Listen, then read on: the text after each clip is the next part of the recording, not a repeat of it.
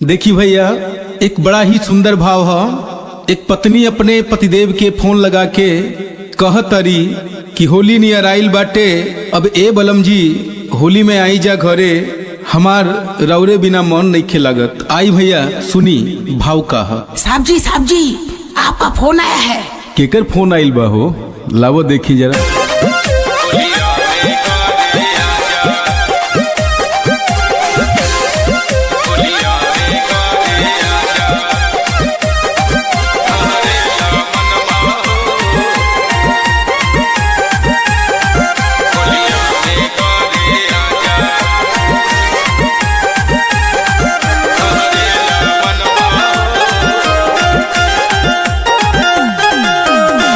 देश के जवानवा हमरो फौजी सा जनवा हो, देश के जवानवा हमरो फौजी सा जनवा हो।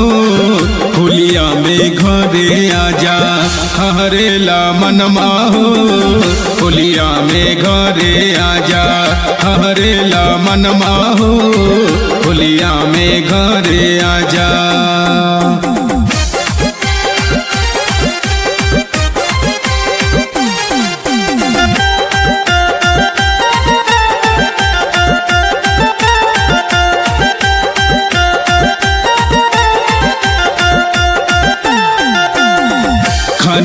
कनकी पूछे चूड़िया का गनमा, कब अइब घरे बोल फौजी सजनमा। खनकी पूछे चूड़िया का गनमा, कब अइब घरे बोल फौजी सजनमा। तोहरा बिना ना भावे राजा फागुनवा हो, तोहरा बिना ना भावे राजा फागुनवा हो। होलिया में घरे आजा हरेला मनमा हो, होलिया में घरे आजा हरेला मनमा हो, होलिया में घरे आजा।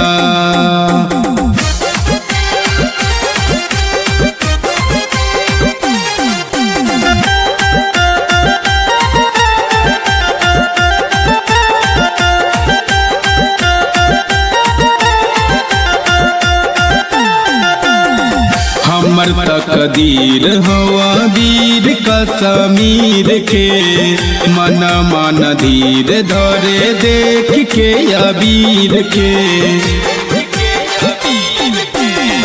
हमर तकदीर हवा वीर कश्मीर के, मन धीर धरे देख के अबीर के। सुन सुन लागे बलम जी घर आंगनवा हो, सुन सुन लागे बलम जी घर आंगनवा हो। होलिया में घरे आजा हरेला मनमा हो, होलिया में घरे आजा हरेला मनमा हो, होलिया में घरे आजा।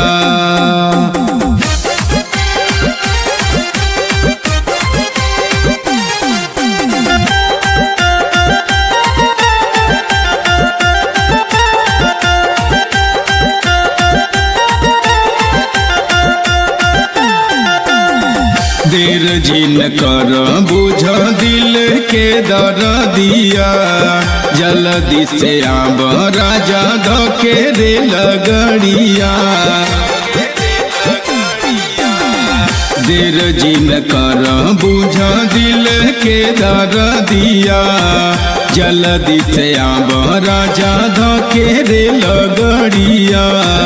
पिया ब्रजेश हमरो मान कहनवा हो, पिया ब्रजेश हमरो मान कहनवा हो। होलिया में घरे आजा हरेला मनमा हो, होलिया में घरे आजा हरेला मनमा हो, होलिया में घरे आजा।